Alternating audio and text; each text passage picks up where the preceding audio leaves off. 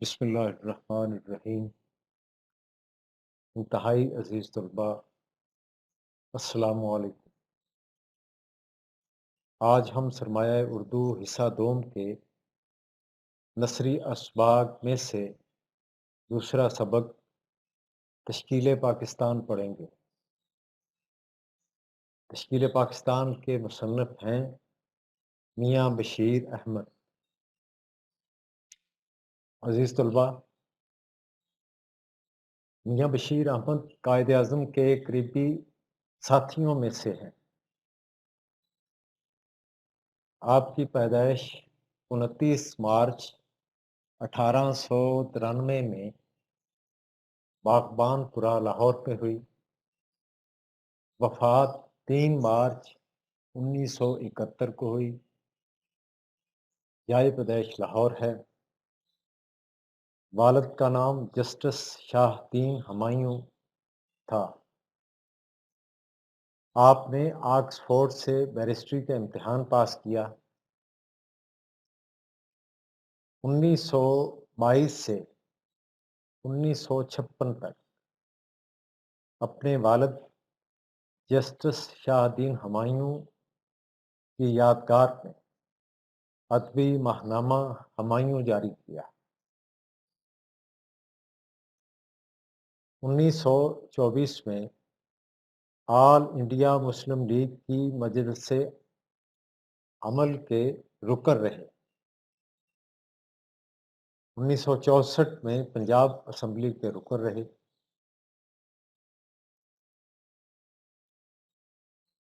اور 1949 میں ترکی میں پاکستان کے سفیر رہے۔ ملت کا پاسبان ہے محمد علی جناح، ملت ہے جسم جان ہے محمد علی جناح، یہ ان کی مشہور نظم کا ایک شعر تھا۔ اردو زبان کی گراں قدر خدمات سر انجام دیں۔ آپ کی کتابوں میں کارنامہ اسلام، مسلمانوں کا ماضی، حال اور مستقبل،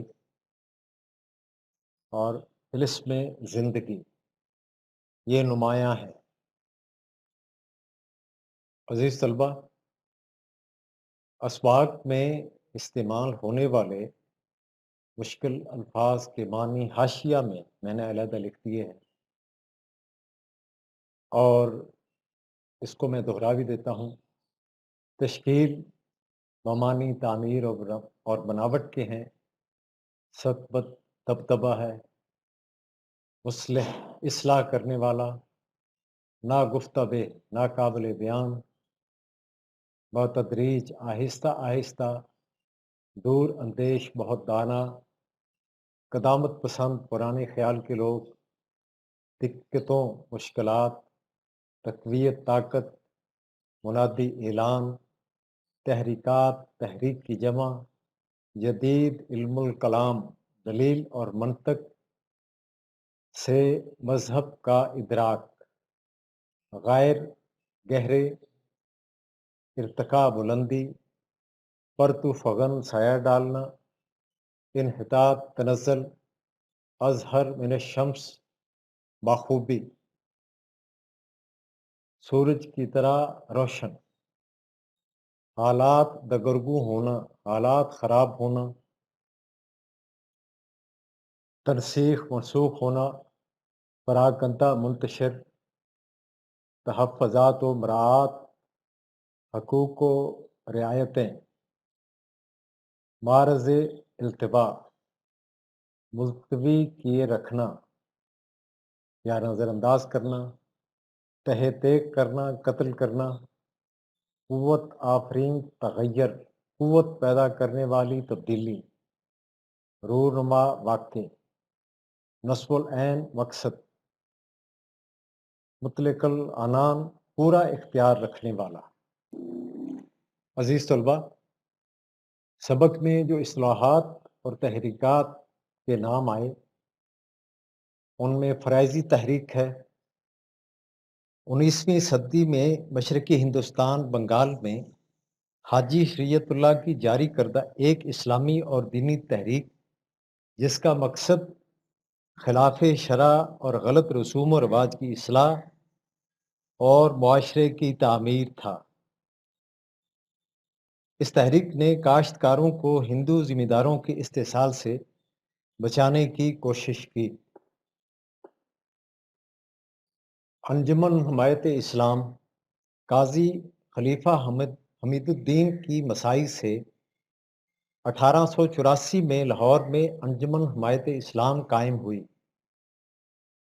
مقصد مسلمانوں میں ذہنی بیداری اور تعلیمی ترقی تھا۔ آل انڈیا محمدن ایجوکیشنل کانفرنس سر سید نے مئی 1886 میں قائم کی۔ سال میں ایک بار اس کا اجلاس کسی اہم شہر میں ہوتا تھا۔ اس کا مقصد بھی قومی اور تعلیمی ترقی تھا۔ شدھی سنگھٹن یہ ایک تحریک تھی۔ ہندوؤں نے یہ تحریک مسلمانوں کو ہندو بنانے کے لیے چلائی تھی، جس سے دونوں قوموں کے تعلقات اور خراب ہو گئے۔ اس کے بعد سائمن کمیشن ہے۔ ہندوستان میں دستوری اصلاحات کے لیے 1928 میں حکومت نے مسٹر سائمن کی سربراہی میں کمیشن ہندوستان بھجوایا تھا۔ اس کے بعد نہرو رپورٹ ہے۔ سائمن کمیشن کے خلاف آل پارٹیز کانفرنس منعقد ہوئی، جس میں دستور کے بنیادی اصول مرتب کرنے کے لیے ایک مختصر کمیٹی بنائی گئی، جس کے سربراہ موتی لال نہرو تھے۔ انہوں نے نہرو رپورٹ پیش کی۔ وہ مسلمانوں کے نقطۂ نظر سے مایوس کن تھی۔ قائد اعظم کے 14 نکات ہیں۔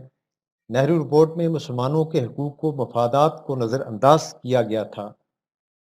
اس پر مسلم لیگ نے 14 نکات پر مشتمل جو دستاویز مرتب کی، وہ جناح کے 14 نکات کہلاتی ہے۔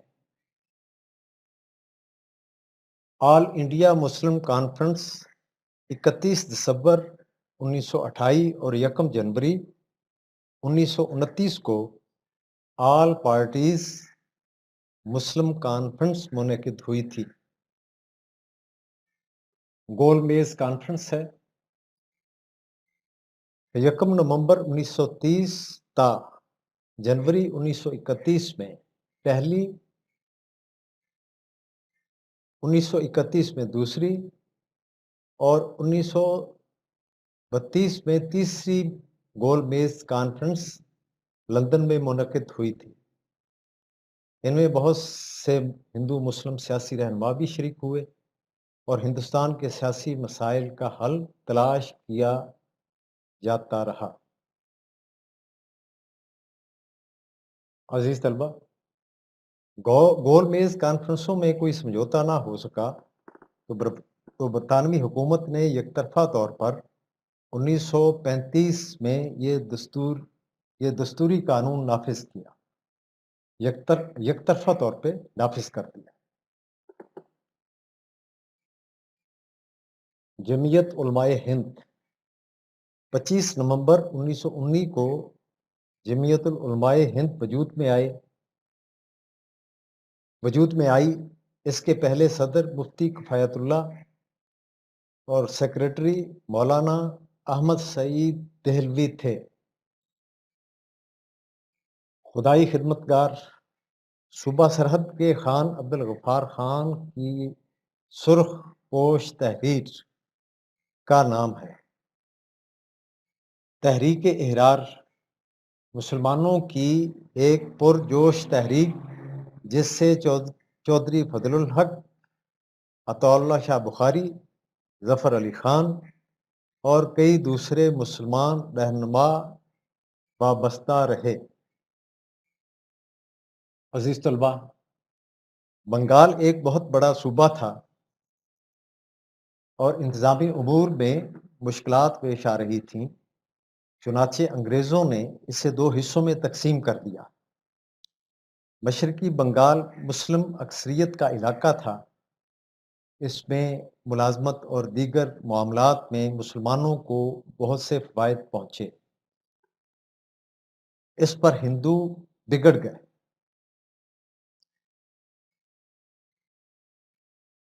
ان کے احتجاج پر انگریزوں نے تقسیم کو 1909 میں منسوخ کر دیا۔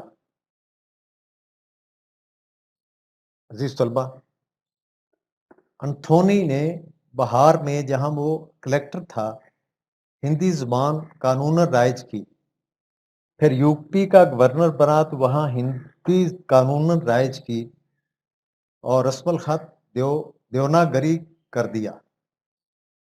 اس پر مسلمانوں نے احتجاج کیا۔ نواب مسلم الملک علی گڑھ کالج کے سیکرٹری تھے، انہوں نے احتجاج کیا، مگر گورنر نے کالج کی امداد بند کرنے کی دھمکی دی، انہیں خاموش ہونا پڑا۔ 1909 کی اصطلاحات ہیں: منٹو مارلے کی اصلاحات، جس کے تحت مسلمانوں کا جداگانہ انتخاب کا مطالبہ مان لیا گیا۔ جنگ بلقان و طرابلس، بلقانی ریاستیں البانیہ، بلغاریہ اور سربیا وغیرہ ایک زمانے میں سلطنت عثمانیہ میں شامل تھیں۔ ترکوں کو زوال آیا تو یہ علاقے ان کے ہاتھ سے نکل گئے۔ طرابلس، جس کو لیبیا کہا جاتا ہے، بھی ترکوں کی سلطنت میں شامل تھا۔ سیلف گورنمنٹ کا مطالبہ 1913 میں مسلم لیگ نے تاج برطانیہ کے تحت ہندوستان میں خود مختارانہ طرز حکومت کے قیام کو اپنے مطالبات میں شامل کیا، اسی طرف اشارہ ہے۔ میثاق لکھنؤ، لکھنؤ میں کانگریس اور مسلم لیگ کے درمیان معاہدہ ہوا۔ یہ معاہدہ ہندو مسلم اتحاد کی پہلی کامیاب کوشش تھی۔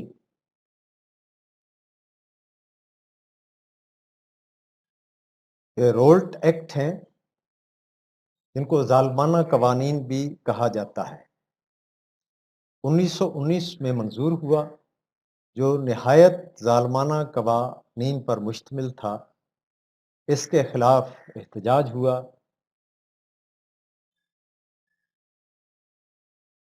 جلد بعد جلیانوالہ باغ، امرتسر کا خونی سانحہ پیش آیا۔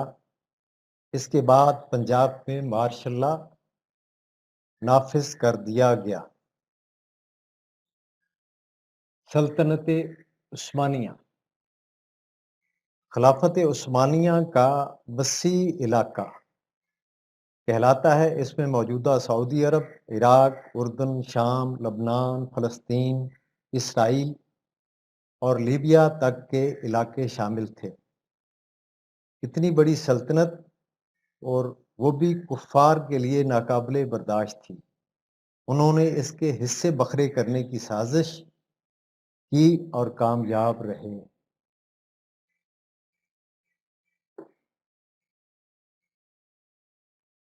شملہ کانفرنس، مارچ 1946 میں کانگریس اور مسلم لیگ کا اجلاس شملہ میں ہوا، مگر کوئی معاہدہ نہ ہو سکا۔ یہ کانفرنس 3 برطانوی وزراء کی آمد پر منعقد ہوئی، اور جس کا اجلاس شملہ میں ہوا تھا، اسی لیے اسے شملہ کانفرنس کہا جاتا ہے۔ عزیز طلبہ، آج کے سبق میں استعمال ہونے والی اصطلاحات اور تحریکات وہ بیان کر دی گئی ہیں۔ سبق کا دوسرا حصہ، نثری حصہ، انشاءاللہ اس لیکچر کے دوسرے حصے میں ہم پڑھیں گے۔